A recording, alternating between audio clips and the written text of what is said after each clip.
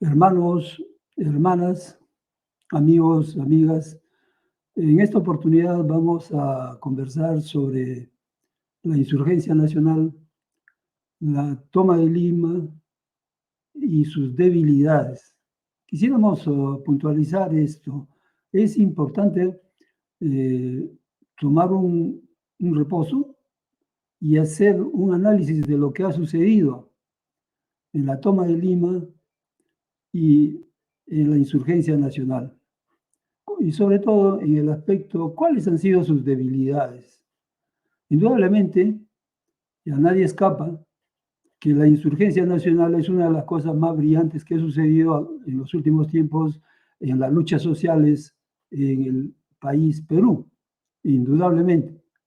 De igual manera, se ha podido destacar que la marcha hacia Lima, o generalmente llamada la toma de Lima, iniciada en ese proceso de insurgencia nacional, igualmente ha sido brillante, por dos razones. Primero, porque ha sido un movimiento de, de las personas, de los ciudadanos, de los habitantes del país en general. Ellos han decidido, no los partidos políticos, no las grandes centrales sindicales tampoco. Esta gran insurgencia nacional ha nacido del pueblo, del corazón del pueblo. Y de igual modo, la toma de Lima ha nacido en el corazón del pueblo y son ellos, con sus propios recursos pequeños, pecuniarios, han podido llegar a Lima y ahí a manifestarse. En las calles de Lima, en las plazas públicas de Lima, se han manifestado en sendas reuniones, diferentes grupos, porque han sido grupos autoconvocados, no han sido financiados por nadie, ni motivados por ninguna central sindical ni ningún partido político. Son las personas, los habitantes del país, y sobre todo aquellos de ese Perú profundo que se han congregado en Lima para decir basta ya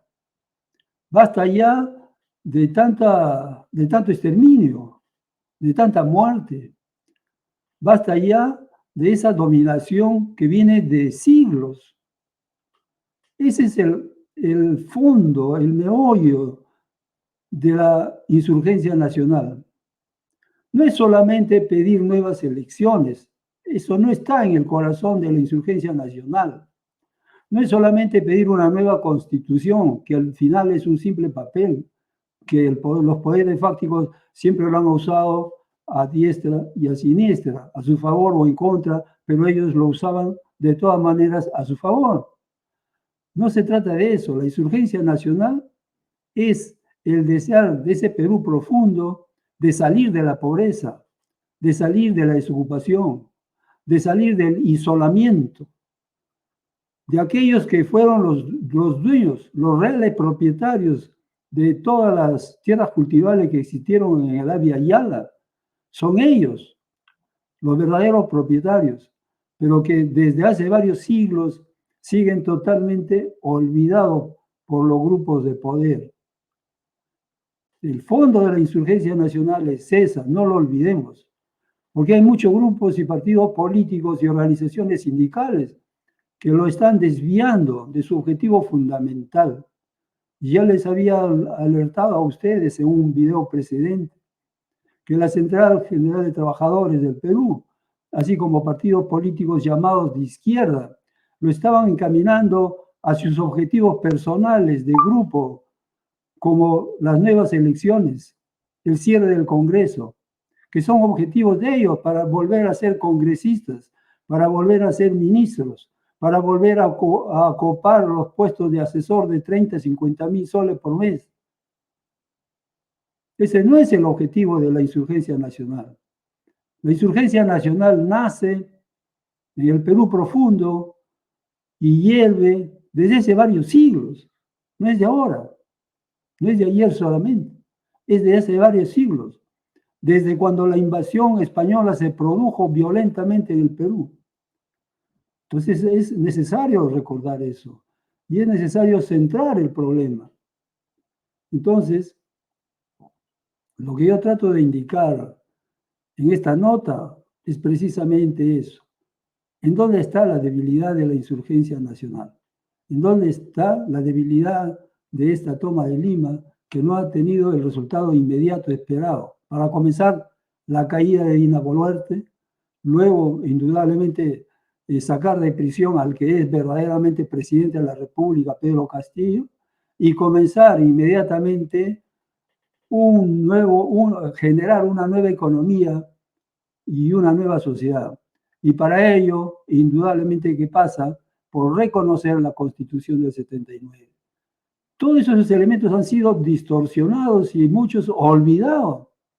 En las últimas reuniones, por ejemplo, de la Marcha de Lima y de las concentraciones en la capital, ya ni siquiera se hablaba de recuperar la Constitución del 79. Solamente se comenzó a hablar sobre las nuevas elecciones y que se cierre el Congreso. O sea, objetivos de aquellos sicarios, de aquellos que representan a los poderes fácticos llamándose izquierdistas. Tenemos que recapacitar. La verdadera insurgencia nacional es para sacar a todo un pueblo del olvido. No es para cerrar un Congreso solamente.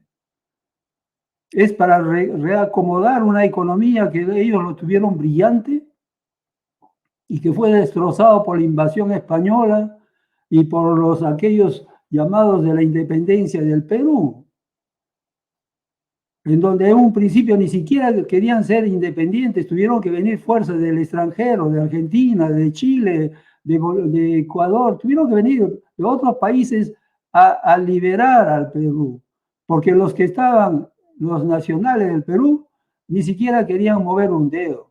Y luego que se produjo la independencia, de la llamada independencia del Perú, fueron ellos los primeros que se apropiaron de todos los poderes y volvieron a tomar el lugar de los españoles expulsados. Y es así como una vez más, a pesar de la independencia del Perú, entre comillas, ese Perú profundo seguía sufriendo, incluso peor que cuando estuvieron los españoles. Es de allí en donde nace ese deseo de la insurgencia nacional. Y es por eso que han habido grandes rebeliones como la de Túpac Amaru y otros. No olvidemos eso. Esa es nuestra historia, que nuevamente los llamados izquierdistas quieren desviar hacia nuevas elecciones y al cierre del Congreso. Entonces, ¿en dónde está la debilidad? La debilidad que yo podría tipificar en la insurgencia nacional y en la toma de Lima. A mi manera de observar, la debilidad, existen varias, pero la principal a la cual me quiero referir, la fundamental a la cual me quiero referir, es que todavía no hemos tomado clara conciencia de la raíz del problema, de cómo es que luego de la invasión española se introdujo un nuevo modelo socioeconómico. Y es ese modelo socioeconómico que viene imperando desde la invasión española en las áreas de la Via Yala. Y es necesario conocer ese modelo socioeconómico. Y como lo manifiesto en reiteradas ocasiones, está en que hubo un cambio en el tipo de repartición de la riqueza creada por los pueblos de la Via Yala. En los pueblos de la Via Yala la riqueza creada era repartida entre todos, entre los que trabajaban y los que no trabajaban, entre los grandes y los chicos. Esa riqueza creada por los trabajadores era repartida entre todos. Por eso es que era una sociedad de hermanos, o como en quechua dicen, de Guaigué. Eso es lo que imperaba en aquella época en donde había solidaridad, en donde había compañerismo, en donde había la colaboración del uno hacia el otro, la mita, la minca. Eso fue destrozado. Y es a raíz de la invasión española y la consecuencia inmediata de la República, que no fue que la continuación de la invasión española.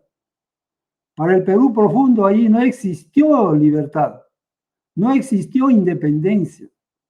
Y es eso lo que ellos reclaman en ese despertar del sur del Perú, en esa fuerza que está animada por los pueblos de Puno, de Cusco y de otras localidades del sur. Entonces, la raíz fundamental en la debilidad de esta insurgencia nacional y de la toma de Lima está en que todavía no somos claramente conscientes en dónde está ese problema que todavía no lo podemos resolver a pesar de tantas batallas. Y es que debemos volver a un tipo de repartición de la riqueza creada tal como existió en los pueblos originarios del Tahuantinsuyo. Ese es el objetivo fundamental. Queremos nosotros volver a una sociedad de hermanos y para eso es necesario que lo fundamental en la vida, el área económica, sea repartida entre todos los habitantes del país, grandes y chicos, entre todos y en igualdad de oportunidades para todos. Es eso el alma de la insurgencia nacional. No bien expresada, por eso es que fácilmente se deja conducir por lo llamado izquierdita hacia otros objetivos miserables, como por ejemplo el cierre del Congreso, para que ellos vuelvan a ser congresistas, para que ellos vuelvan a ser ministros, para que ellos vuelvan a ser asesores con sueldos jugosos, y en donde está plenamente instalada la corrupción. Ese Perú profundo lo que quiere es volver a nacer como un país, una sociedad solidaria. Y eso es lo que tenemos que buscar. Y esa es, yo diría, todavía el problema fundamental de esta insurgencia nacional.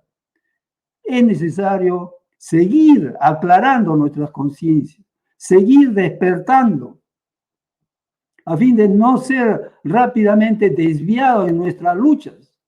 Esta lucha de la toma de Lima ha sido caracterizada exactamente como una lucha sindical, como una lucha de reforma. Por eso es que solamente queremos nuevas elecciones y cierra el Congreso. Y las reformas ayudan a que el sistema vigente siga imperando, que los poderes fácticos que realmente dominan al país, dominan a ese Perú profundo, sigan imperando, sin que se les toque en lo más mínimo. Esta es, a mi modo de ver, la gran debilidad todavía de esta insurgencia nacional y de esta toma de Lima. Tenemos que recapacitar. Nos han enviado a ese Perú profundo, los han encaminado hacia una lucha sindical, de carácter prácticamente sindicalista, de reforma, de renovación, de reconocer al amo y de pedirle un poquito más en el plato de lentejas. Lo que Perú profundo busca, quiere desde hace varios siglos es volver a ser ciudadano, volver a ser nación, volver a ser sociedad de hermanos. Pero si solamente queremos cerrar el Congreso y una nueva constitución, dejamos intacto las grandes desigualdades socioeconómicas y seguimos, al contrario, confirmando que existen patrones como los poderes fácticos y que nosotros seguiremos siendo siervos, lacayos, asalariados. Es época de la transformación. Por eso es que mucho hablamos y ellos lo gritan, la transformación. Lo que falta es la claridad en la idea. Y de eso es lo que se trata en este video, en estos videos, en este canal. Vamos a seguir nosotros cultivando esta idea para que llegue a más hermanos. Es importante tomar plena conciencia de lo que significa la transformación, el gran cambio.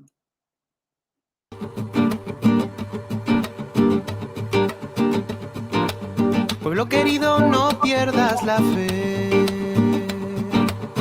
en el cambio que está por llegar. Pueblo, recuerda tus luchas de ayer, cuando mataste a la serpiente y a la naranja del mal. Van a llamarte terrorista, pueblo, quieren verte de rodillas.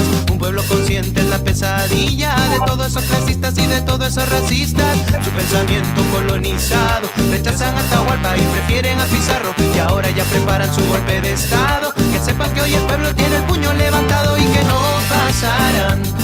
Vamos pueblo, carajo, que el pueblo no se rinde ni un paso atrás. Si el racismo no descansa, que hay un pueblo que resiste, no pasarán. Vamos pueblo, carajo, que el pueblo no se rinde ni un paso atrás. Si el fascismo no descansa, que hay un pueblo que resiste. Ojunatagmi, Mahanakuspa, Ojuatagmi, Paikunatagmi, ay. Como les decía, hermanos, a mi manera de ver, la debilidad fundamental de esta insurgencia nacional, que es una real insurgencia nacional, convocada por los hermanos de Perú Profundo, y en donde han puesto en juego sus vidas incluso. Y conscientes de que están ellos tratando de liberarse como sociedad, crear una nueva sociedad, una nueva economía, recuperar, por eso hablan mucho de su antepasado, de los pueblos originarios del Tahuantinsuyo, de ese Abya Yala. Pero estos miserables, grandes centrales sindicales y grupos de izquierdistas están conduciendo a este gran elan de la insurgencia nacional a simples tareas de cerrar el Congreso, de nuevas elecciones, de la constituyente, en donde no toma en cuenta la real transformación del país. Lo que se quiere es inmediatamente ingresar a un proceso de transformación, no a un cambio de papeles.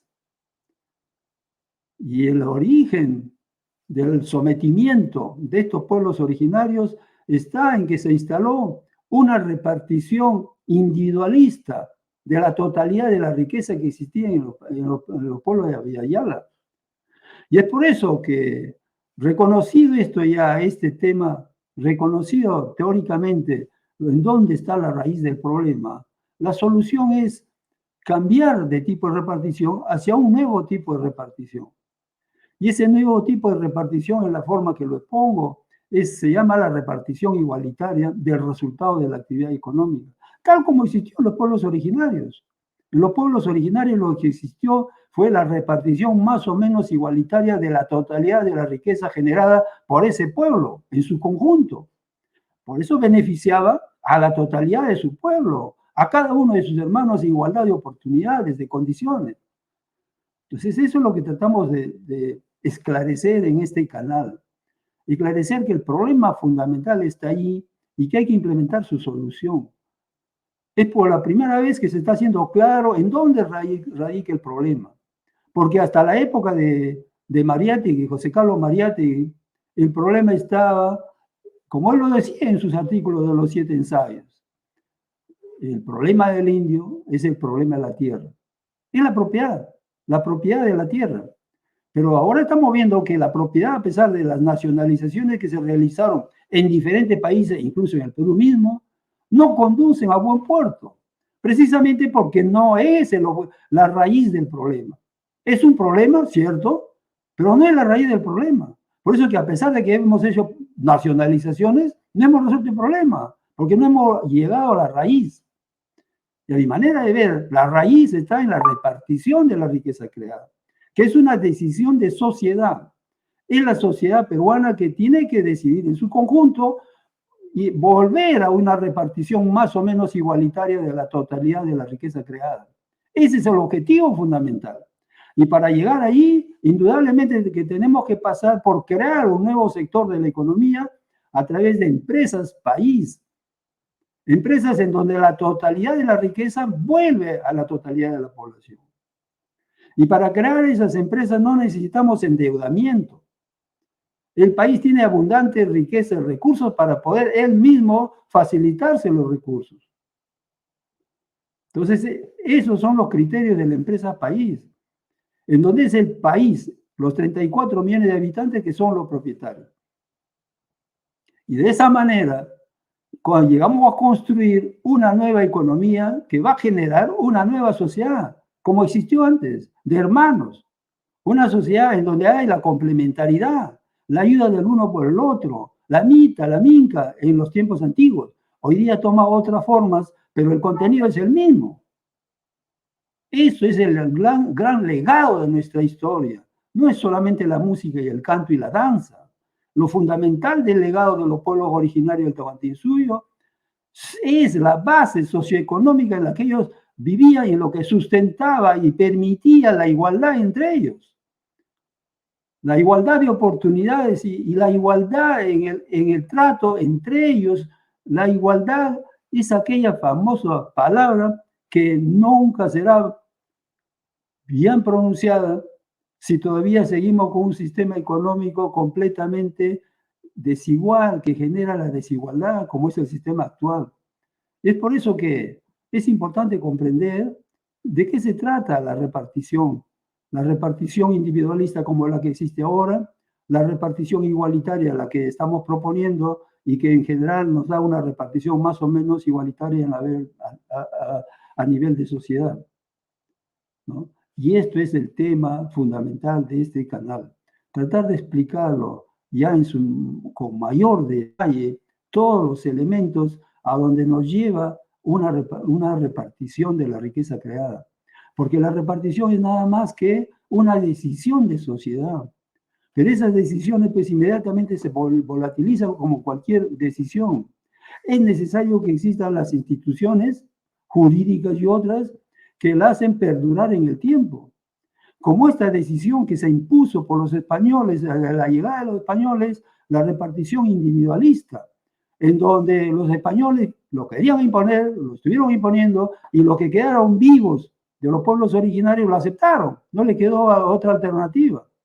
Es la sociedad que aceptó ese nuevo tipo de repartición de la riqueza creada. Y se crearon inmediatamente las instituciones.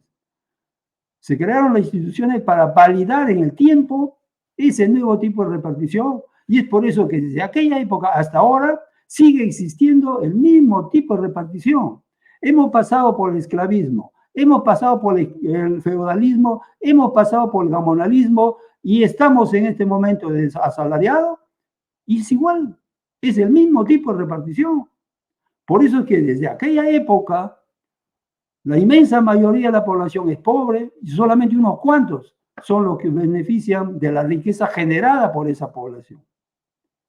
Entonces, esa es una decisión que tiene que ser luego convalidado por instituciones como la propiedad privada, la institución jurídica de la propiedad privada. Hasta ahí llegó José Carlos Mariátegui, pero faltó un paso más, de igual como a Marx, le faltó un paso más para generar y proponer un nuevo modelo socioeconómico.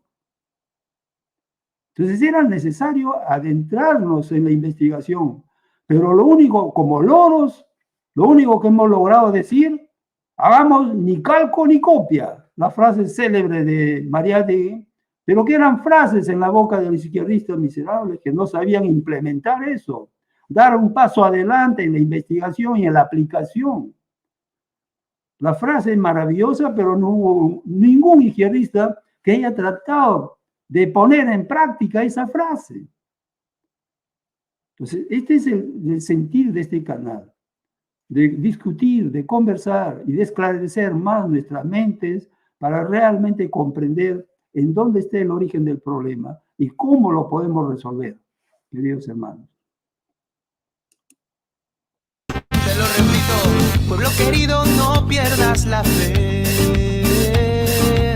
La fe en el cambio que está por llegar. Pueblo, recuerda tus luchas de ayer. Cuando mataste a la serpiente y a la naranja del mal.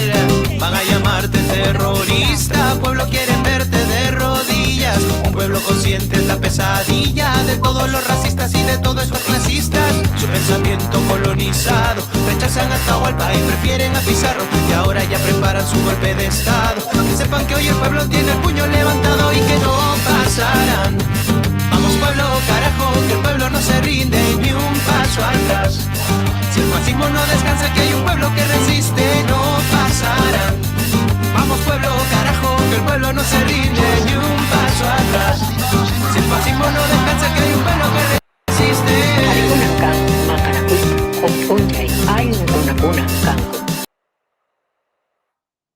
Bien, hermanos, entonces, como les decía, en este canal vamos a tratar, en la medida de nuestras posibilidades, de esclarecer este tema, la raíz fundamental de por qué nuestros pueblos, ese Perú profundo, sigue completamente olvidado, en la completa miseria, en completo abandono, y que sí podemos salir de este problema. porque ayer estaba conversando con algunos líderes de esta insurgencia nacional y ellos incluso siguen pensando de que el proceso de la eliminación del desempleo es un proceso largo, a largo plazo. Incluso los líderes no están, algunos de ellos, digo yo, algunos de ellos no están claros en su mente. La desocupación lo podemos desaparecer en poquísimos años, no a largo plazo. Si desaparecemos la desocupación en poquísimos años, y de igual manera la miseria, la pobreza desaparece rápidamente en pocos años. No tenemos que esperar a largo plazo de 20, 50 años. Eso se irá consolidando el proceso de transformación, claro, a lo largo de la historia, así como el capitalismo actual. ¿Cuántos siglos tiene ya?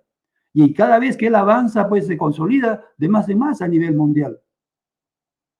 Es igual, el nuevo proceso, en el nuevo tipo de repartición, se irá consolidando de más en más, es seguro, pero indudablemente desde el inicio ya podemos resolver problemas fundamentales, que es el de la pobreza y el desempleo. Y eso lo podemos resolver en poquísimos años.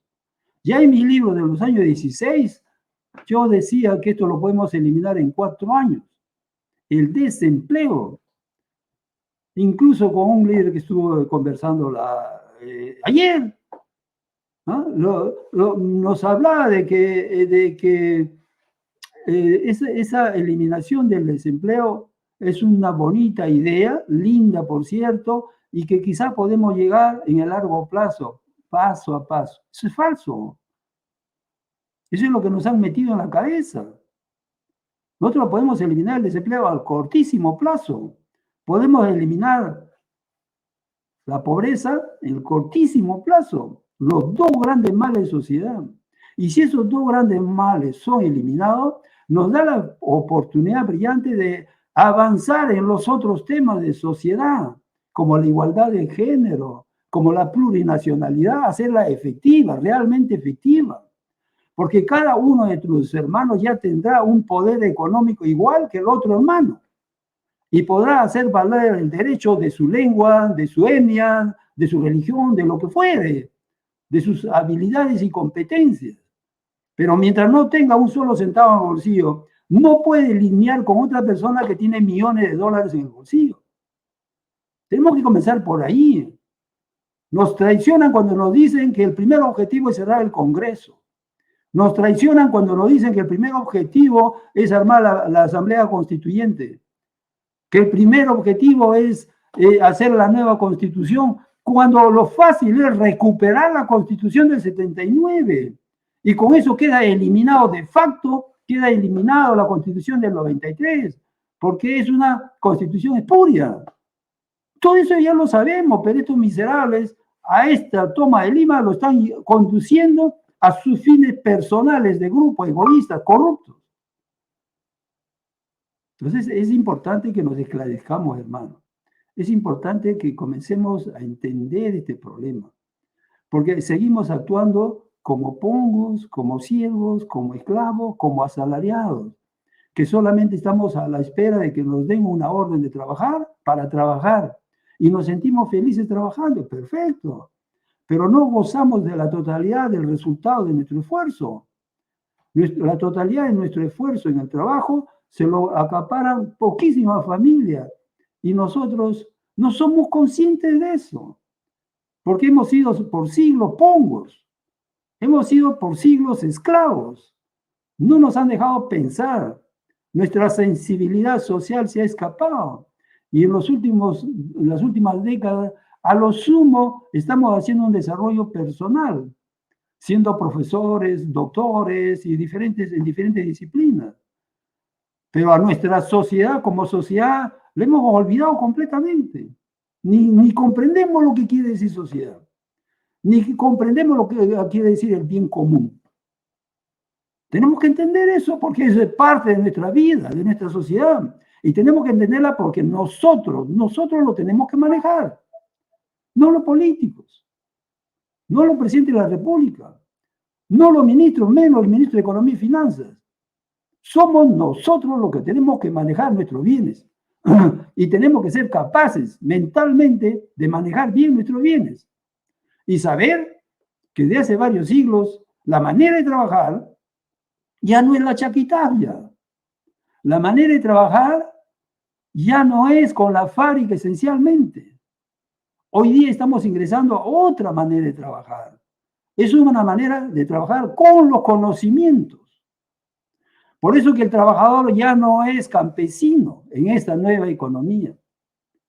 El nuevo trabajador, cuando digo, es la totalidad de trabajadores. La totalidad de trabajadores ya no son campesinos. La totalidad de trabajadores ya no son obreros. Los nuevos trabajadores son conceptores. Y para eso necesitamos un sistema educativo adaptado a crear conceptores. Todo el sistema educativo que existe igual tiene que desaparecer. Porque ese sistema está creando pongos, está creando esclavos, está creando asalariados. Y eso no se necesita. Porque queremos manejar nuestras vidas como personas y como sociedad. Entonces necesitamos un sistema educativo totalmente diferente. Y eso lo tenemos que crear nosotros, no el político, no la ley. En la ley dice todo. En la ley dice que tienes derecho a la salud, por ejemplo. Carajo, tu salud, nuestros hermanos han muerto por centenas, por miles, y está la Constitución para favorecerlo, para que no se muera, para que le ayude financieramente. No, nada, son papeles, y seguirán siendo papeles mientras los poderes fácticos manejen nuestra economía, nuestra política y nuestra sociedad. Nosotros tenemos que convertirnos en ese poder fáctico, nosotros, como sociedad, no como individuo. Como individuo podemos llegar a ser millonarios, ¿por qué no? Si quieres y si puedes. Pero eso no resuelve el problema. Es la sociedad la que tiene que manejar los bienes comunes, que es lo más importante de una actividad económica. Entonces, esos temas hay que entenderlos. Y ahora voy a pasar a detallarles con algunas gráficas el sistema, tratar de entender el sistema en sus partes fundamentales, el sistema socioeconómico actual. El sistema socioeconómico actual, ustedes lo conocen, solo que hay que entenderlo mejor. Ustedes lo ven porque todos los días lo practicamos, de hace centenas, de cuando hemos nacido. Lo conocemos, pero no lo entendemos, precisamente porque seguimos siendo pongos, seguimos siendo esclavos, seguimos siendo asalariados. Todos ellos son exactamente igual. Se denominan diferentes porque hay diferentes formas de trabajar. El pongo trabajaba con la chaquitalla, mientras que el asalariado trabaja con la máquina. Pero al final, todos son dominados, esclavizados. No, ellos no tienen ningún derecho a las decisiones de sociedad. Son solamente las cuantas familias que manejan, que lo que llamamos los poderes fácticos, son ellos los que manejan todo y nos han descabezado completamente porque nos hacen un sistema de educación que no sirve para nada. A la justa te enseña a sumar, restar, multiplicar y llegar a ser doctor. Y las disciplinas que no interfieren con el manejo del bien común. Por eso que puedes llegar a ser un gran médico, ¿ah? Puedes llegar a ser un gran profesional como maestro, puedes llegar a ser un gran profesional como arquitecto, como construcción civil, ¿qué te digo? Pero en el manejo del bien común, que es el sustento de la sociedad, no te dan lo mínimo para entender ese problema. Cuando eso es lo más importante para ti, porque tú vives en una sociedad. Mientras tu sociedad esté en el suelo, tú estás en el suelo. Así llegues a ser doctor. Es lógico. Los doctores, profesor de la universidad aquí en el país, ¿cuánto ganan? Compáralo con lo que ganan esos doctores en otros países y verás la diferencia. Porque estamos pisoteados en el suelo. Entonces eso hay que entender. Y la insurgencia nacional tiene ese espíritu de cambiar nuestras vidas. La insurgencia nacional no ha sido para cerrar el Congreso, no. La insurgencia de esa que viene de siglos, ese deseo de que liberarse de hace siglos de la invasión española, incluso mucho más antes, como los chancas. Eso hay que ser honestos y revisar nuestra historia, la del Tahuantinsuyo, en su última época de expansión, comenzó a dominar otros pueblos. No el mismo estilo de los españoles, indudablemente, pero sí, ya les imponía tributos. Por eso que han habido varios grupos, como los chancas, que no se han querido dejar dominar y la pelea ha sido fuerte. Y en el tiempo de Atahualpa, por ejemplo, llegaron hasta Ecuador. Y a ese pueblo de Incahuasi, por ejemplo, ahora que me acuerdo. A Incahuasi lo despedazaron. Era un pueblo rebelde que no quería dominar, que no quería pagar esos tributos, querían seguir viviendo como antes. ¿Qué hicieron? Lo despedazaron como pueblo. Y una de las partes de Incahuasi está precisamente, y quería visitarlo, lo he visitado, en las partes altas de Chiclayo, en el departamento de Lambayeque, hacia arriba pegado a Cajamarca. Ahí están los restos de ese pueblo que lo despedazó en el tiempo de la expansión de los incas. Entonces, tenemos que comenzar a comprender bien también nuestra historia y no adorarla como que si fuera un gran dios. Los seres humanos en su desarrollo han cometido también una serie de defectos, de fallas. Pero, como digo, ahora, en este momento, queremos hacer esa vuelta a recuperar nuestro destino. Ese es el sentido de la insurgencia. Y para eso hay que comenzar a comprender bien esta realidad nuestra. Y hoy día voy a tratar de mostrarles, a mi manera de entender, cómo es el modelo socioeconómico actual. Pero entendiéndolo en este término, es facilísimo encontrar la solución de cómo debería instalarse el nuevo modelo. Simple es, una vez que lo conocemos. Por ejemplo, actualmente vivimos una economía de mercado de hace varios siglos, en donde todo pasa para la compra, la venta, ya no es como antes, en donde todo se producía y todo lo consumíamos directamente. Ahora todo lo que produce tiene que entrar al mercado y pues venderlo. Entonces para eso hay el precio, la moneda, y con eso tú vas a la esquina y compras tu pan, compras tu vestido y vives. Eso es una manera de vivir y trabajar de otra manera. Eso se llama proceso de trabajo, pero es muy diferente al otro elemento de la actividad socioeconómica, es cómo repartes esa riqueza que has creado. Y en la forma de repartir la riqueza que has creado es ahí en donde se genera o el bienestar general o las grandes desigualdades socioeconómicas. Entonces, ahora que estamos en la época de la economía de mercado, en donde la unidad celular es la empresa, hay que entender qué cosa es una empresa y cómo se mueve esa empresa.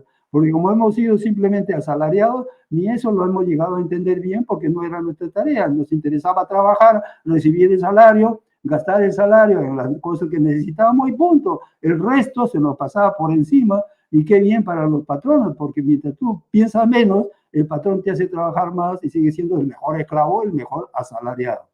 Bueno, para hacer una empresa, pues indudablemente una persona o un grupo de personas junta un monto de dinero, que en esta barra, lo pongo en esta barra verde, que yo le llamo monto de dinero para invertir. Entonces se han puesto de acuerdo, ya sea una sola persona o varias personas, ¿no? Se ponen de acuerdo, juntan sus capitales y con ello arman un negocio, una empresa, ¿no? Y entonces al momento que ellos se deciden, ese monto total lo utilizan en comprar materias primas, y para que esas primas se transformen es necesario encontrar a trabajadores a los cuales se les paga salarios. Entonces la totalidad de la inversión que ellos han realizado se reparte en los gastos en materias primas y en salarios. ¿Ven? La totalidad de esa barra verde se divide en materias primas en blanco y la masa de salarios en amarillo. Ahora, una vez que con la función de trabajadores y todo está transformado, pues indudablemente el producto final va al mercado. Y es ahí en donde al patrón le interesa obtener el mejor precio de venta. Porque cuando más alto sea el precio de venta, pues él tendrá una mayor volumen de ganancia. Que es la ganancia, es esta barra roja que vemos en la tercera barra, ¿no? Entonces él recupera, al momento de vender, recupera lo que ha gastado en materias primas, lo que ha gastado en salarios, es decir, recupera el monto de dinero que ha invertido y se queda con las ganancias netas, ¿no? Entonces, esa es, o sea, tienes al final de ese acto económico, ha recuperado la barra verde, que es el monto de dinero que ha invertido, que los grupos de personas que se juntaron, ellos han recuperado su capital inicial y lo que les ha quedado son ganancias. Esas ganancias de esa operación económica es lo que va a sumar a su monto de dinero. O sea, comenzó a crecer la cantidad de dinero que ellos tenían, el capital que ellos tenían, ya no es solamente la barra verde, sino que a esa barra verde se añaden las ganancias. Eso es en el primer ejercicio. Si el segundo ejercicio económico, ellos vuelven a invertir el mismo monto inicial, en el segundo ejercicio tendrán igualmente otro monto de ganancias en esa misma dimensión, si todas las cosas se pasan bien. Y así, en los ejercicios siguientes, a medida que van pasando los ejercicios, esas ganancias pues se van acumulando. En el primer año hizo ese monto, el segundo año será 2 veces ese monto, el tercer año será 3 veces ese monto. Y esa es la dinámica, bastante simple a comprender, pero bastante triste cuando hay un tipo de repartición que no es la correcta, que no es humana. Pero veamos. ¿Cómo hay la dinámica en el caso de los trabajadores? En el caso de los trabajadores, ellos reciben un salario al final de su semana y se lo consumen en la semana siguiente o en el mes siguiente, depende si lo pagan por semana, por mes, y otra vez tiene que volver a trabajar para que nuevamente tenga otro monto que lo va a consumir totalmente. O sea, los trabajadores nunca acumulan, solamente son gastos de consumo. Él trabaja para consumir, para comer, para vestirse, para tener zapatos, para tener el transporte y otras cosas, pero no hay un monto para poder acumular. Es solo totalmente destinado al consumo. Por eso que el trabajador siempre está indefenso. En cambio, el que maneja el acto económico, es decir, las personas que se juntaron para hacer esa inversión, en el primer año tuvieron esta pequeña barra roja que está acá, la barra roja en la parte inferior izquierda. Esa es la primera ganancia que tuvieron al final del año y que está intacto. Eso no está consumido. En el segundo año, suponiendo que vuelve a invertir lo mismo, que no lo reinvierte todavía, lo tiene allí esas ganancias, el segundo año será el doble que tendrá acumulado del año anterior. Y el doble porque cada año tiene un monto de ganancias. Si ese será el mismo, si es el mismo nivel de inversión, se supone, en condiciones iguales, será el mismo monto de ganancia. Entonces, en el segundo año tendrá la barra verde. El tercer año tendrá la barra azul, porque se va sumando, acumulando. En el cuarto año tendrá la barra roja y así. Ustedes ven, el que maneja el acto económico, el que realiza la inversión, al final de los años, él tendrá un monto acumulado de dinero que no es el caso de los trabajadores. Los trabajadores crearon la riqueza, pero quien se apropia del resultado de la riqueza son aquellos que manejan el acto económico. Y eso es importante entender. Y ahí viene la pregunta simple. Si eso que han hecho ellos, que se han juntado, que tienen un monto de capital, que lo invierten y por lo tanto ellos se van a ser propietarios de las ganancias, ¿por qué el país no hace lo mismo? El país. Y entonces así nosotros tendríamos un país que va acumulando, el país, y que ese monto de dinero es para ellos. En este cuadro vemos en el origen de la humanidad cómo es que, o incluso en los pueblos originarios del Tahuantinsuyo, cómo es que esta dinámica total, del conjunto total de la actividad socioeconómica se desenvuelve, ¿no? Por ejemplo, acá en el cuadro tenemos la figura de los recolectores, los cazadores, los pescadores, que es en el origen, los pueblos originarios del Tahuantinsuyo, ¿ah? Realizaban esa práctica para generarse los bienes necesarios para subsistir y procrearse, reproducirse. Esta actividad que es, yo le llamo, un proceso de trabajo a mano desnuda, porque no tenían ningún instrumento de trabajo todavía. Eso es en los orígenes, ¿ah? Eso es antes incluso de la edad de piedra, porque ahí ya la piedra sirvió como un elemento de trabajo, una herramienta de trabajo, ¿no? Entonces acá vean ustedes, ellos hacen este cuadro, hacen una recolección casi pesca, que luego, suponiendo en el caso de un venado que pescaron, ellos lo ponen al fuego y todo el grupo social, que son estos puntos marrones, ¿ah? Estos puntos que rodean al venado que se está sazonando, que se está cociendo, ¿no? Entonces todos ellos van a consumir de la totalidad de la riqueza creada. La totalidad de la riqueza creada representada en el venado va a ser consumido por todos en partes más o menos iguales. Ahí está el recién nacido, el niño, el bebé, el joven, el trabajador adulto y los viejitos que se están yendo a la otra. Todos están ahí. Todo el grupo social se beneficia del resultado de la actividad económica. Todos, en igualdad de oportunidades, todos. A eso nosotros en tiempo moderno lo que estamos llamándole es, por ejemplo, el caso del venado, que es la riqueza creada, en tiempo moderno se llama PBI, Producto Bruto Interno, o Producto Interior Bruto, como quieran llamarlo, ¿no? Y la totalidad, que son los puntos marrón, es la totalidad de miembros del grupo social, así como ahora los 34 millones de habitantes, eso es N.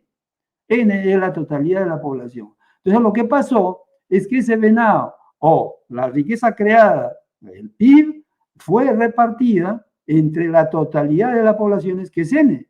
Entonces cada uno tuvo un R pequeño, que es lo que en tiempo moderno se llama remuneración de base.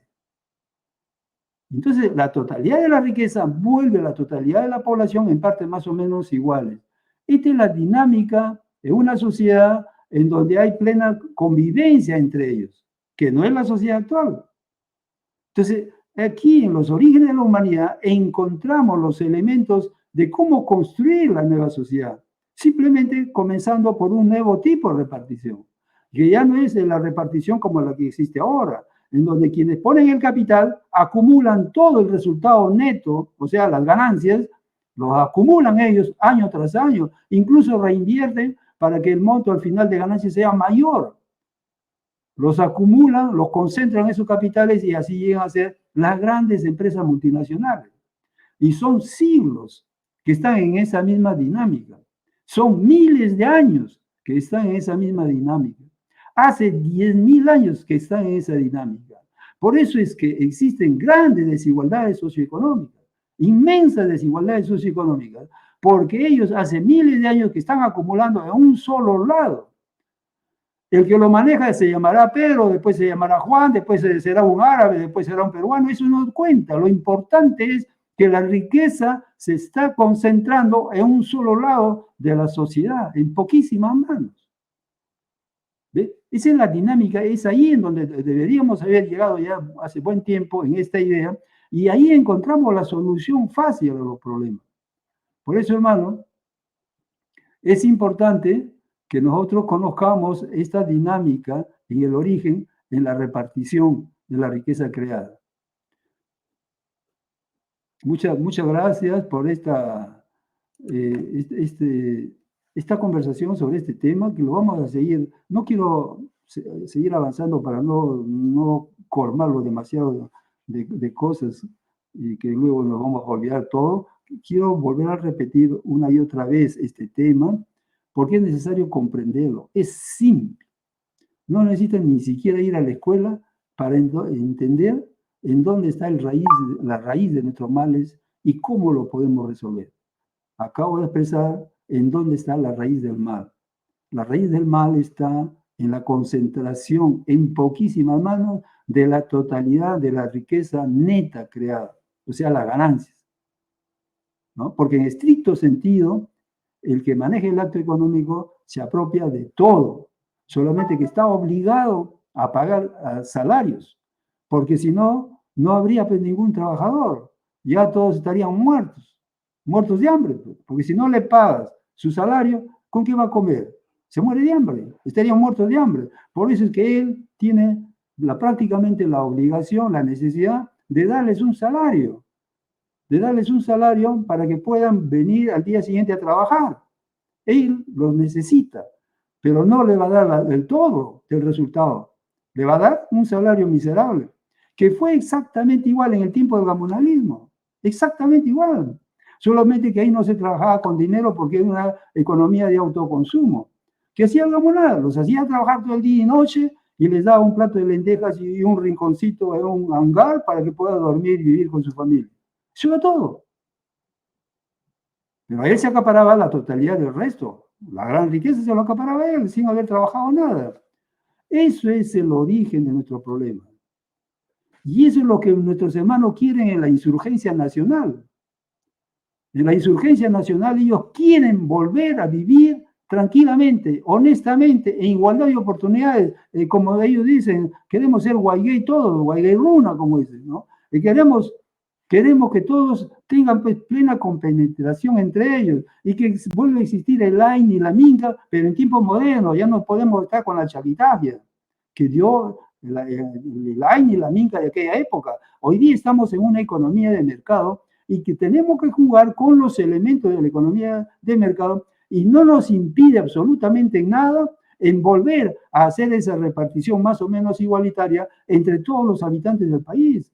Y aún mejor, podemos ya crear la empresa país que va a permitir una repartición estrictamente igualitaria entre todos los habitantes del país, que son las ganancias de las empresas país. No estoy hablando de salarios. Los salarios los recibirán los trabajadores en función de sus horas de trabajo, sus habilidades y competencias y otras particularidades para definir el monto del salario. Las luchas, incluso las luchas entre el patrón, eso define el monto del salario. Pero las ganancias, el salario nunca los ha visto, ni sabe que existe. Y por eso que no maneja bien el total de la actividad económica. Tenemos que aprender a manejar el total, porque somos nosotros mismos que tenemos que trabajar y manejar nuestras empresas. Crear empresas, manejar las empresas, y no es una tarea simple, indudablemente. No es una tarea simple, no necesariamente tenemos que ir a ser doctores, no, pero que en el terreno sepamos manejar. Y ustedes están viendo, los grandes empresarios que ahora tenemos, los multimillonarios, ni siquiera han ido a la universidad. Los multimillonarios de la última generación, como Bill Gates, por ejemplo, ese no terminó la universidad, en el primer año se fue, se retiró y porque vio que el país estaba perdiendo su tiempo. Entonces no es un asunto de pasar por la escuela clásica, no, es completamente, la actividad económica tiene esa realidad y hay que conocerla, y para eso lo único que necesitas es que observes, que mires, que analices, reflexiones y sacas tus conclusiones. Hermano, muchas gracias. Y será hasta la próxima, que mañana tendremos otro video, y les agradezco a todos ustedes el haber estado conmigo.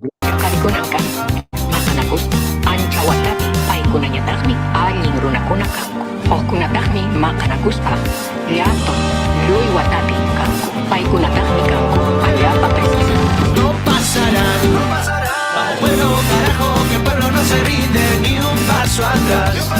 Si el fascismo no descansa, que hay un pueblo que resiste, no pasarán. Bajo pueblo, carajo, que el pueblo no se rinde ni un paso atrás.